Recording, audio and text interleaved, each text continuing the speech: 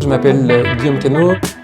Avec mon équipe, nous travaillons sur les syndromes malformatifs et malformations vasculaires associés à des anomalies génétiques rares. Cette histoire a débuté fin 2015 avec un premier patient avec un syndrome de Cloves grave, des déformités, des malformations qui peuvent gêner d'un point de vue fonctionnel, avoir un retentissement avec des douleurs, de la fatigue, des saignements. Nous avons repositionné un traitement qui était en cours de développement pour le cancer du sein. Grâce à l'efficacité de ce traitement chez ce premier malade, nous avons ensuite proposé ce traitement à 18 autres patients, adultes et enfants, et pour lesquels nous avons constaté une amélioration à chaque fois des malformations et des symptômes qui y sont associés. L'INSERM m'accompagne au quotidien, nous permet de mettre à disposition des connaissances scientifiques entre les équipes, mais également un échange de techniques. Je suis extrêmement fier de faire partie de cette famille qui maintenant a 60 ans d'existence.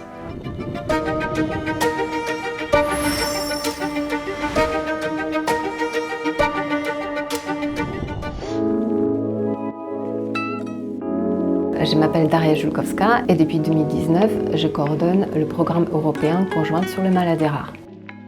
Il faut savoir qu'il y a à peu près 7000 maladies rares et environ 30 millions de patients qui sont touchés en Europe. Cependant, il y a peu de personnes par pays. Il y a un vrai besoin de collaboration internationale entre les financeurs, les chercheurs, les associations des patients et les industriels pour accélérer le développement thérapeutique et le diagnostic des maladies rares. Le programme que nous avons mis en place depuis 2019 a permis un investissement de plus de 100 millions d'euros pour accélérer le développement thérapeutique et le diagnostic des maladies rares. Pour moi, l'INSERM, c'est une maison, c'est une institution de grande renommée au niveau européen et international.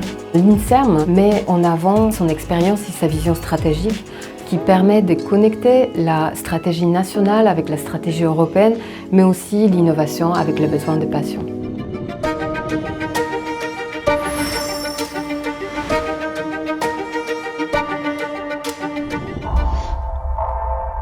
Mon nom est Vincent Prévost et je dirige l'équipe développement et plasticité du cerveau neuroendocrine à Lille.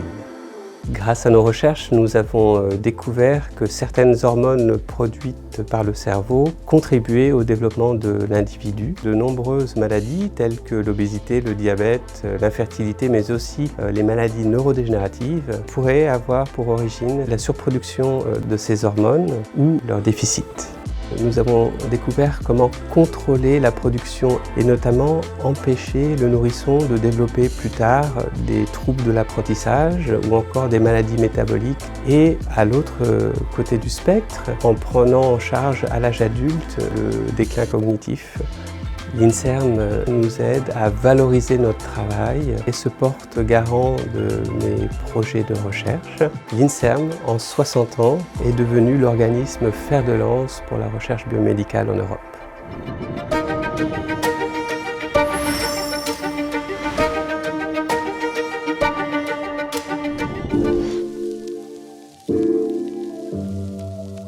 Je m'appelle Jonathan Bernard, je suis chercheur épidémiologiste au Centre de recherche en épidémiologie et statistique à Villejuif.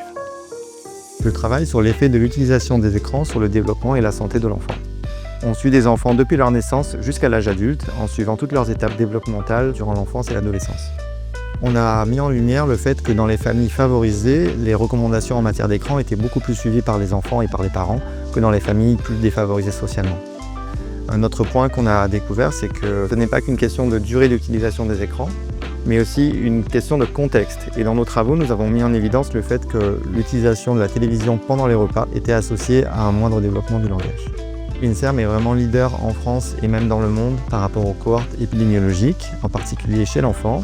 À titre personnel, l'INSERM m'aide aussi beaucoup sur le plan de la communication pour mieux communiquer nos résultats auprès des médias et du grand public. Les 60 ans de l'INSERM, ce sont 60 années de recherche de haut niveau et d'avancée des connaissances dans le domaine de la santé.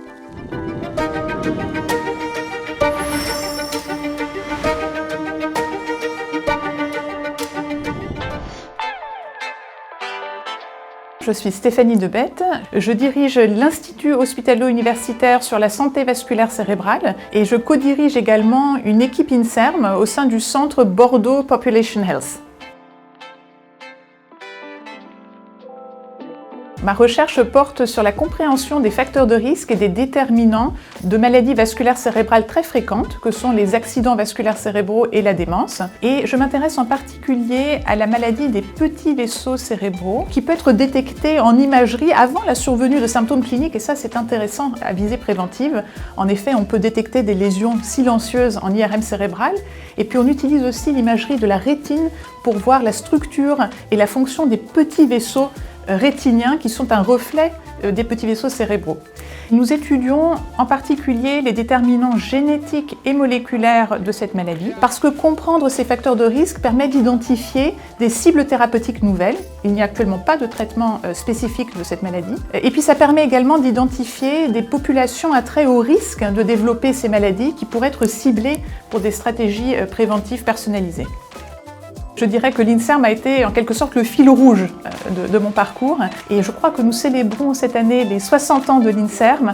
Ce sont 60 ans finalement d'une très grande aventure scientifique mais aussi humaine et avec beaucoup de très belles perspectives à venir encore. Alors très bon anniversaire.